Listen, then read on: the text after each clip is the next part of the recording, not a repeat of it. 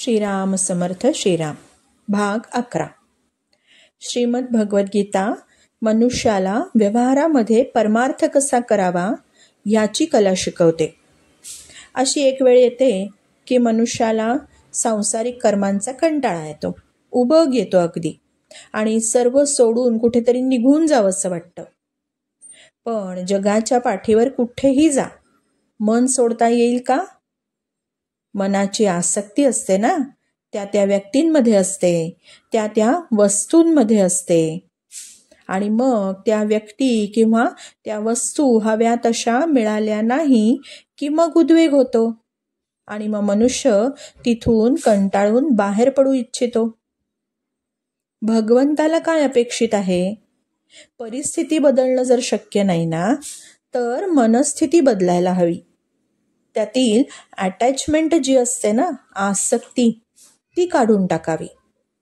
कर्माचा त्याग नको, त्याच्या आसक्तीचा त्याग काढून टाकावा, आसक्तीचा त्याग करावा. कमळ चिखलातच राहतं की नाही?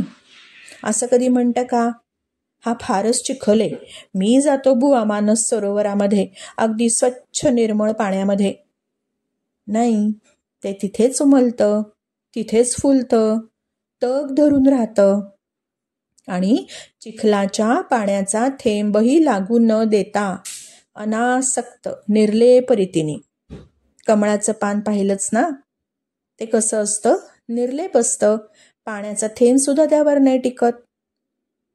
म्हणून आहे त्या परिस्थितीमध्ये उद्विग्नता आणायची नाही, कर्म टाकायचं नाही, अनासक्तीने कर्म करायचं. कर्तव्य रूपाने जे काम कर्म आपल्या समोर येईल ते आळस न करता आणि स्वार्थबुद्धी न ठेवता, की यातून मला काय मिळेल हा विचार न करता, ते वाट्याला आलेलं काम तत्परतेने करायचं.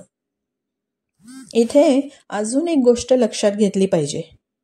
कर्म म्हणजे केवळ शरीरानेच केलेलं काम नव्हे, तर मनाने एखाद्याबद्दल चांगला किंवा वाईट विचार करणं हे मानसिक कर्म होतं. वाचेने कुणाविषयी चांगलं किंवा वाईट बोलणं हेही कर्मच झालं, ते वाचिक कर्म झालं.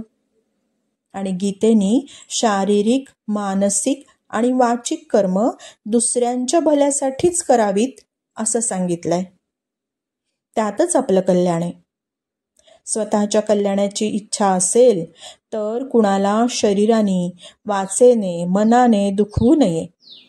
आपल्या अंतःकरणात करुणा असावी. दुसऱ्याच्या सुखाने सुखी व्हावं, दुसऱ्याच्या दुःखाने दुःखी व्हावं. आपलं हित साधण्याच्या या छोट्या छोट्या ट्रिक्स आहेत. प्रयत्न तर करायलाच हवा. श्रीराम समर्थ श्रीराम.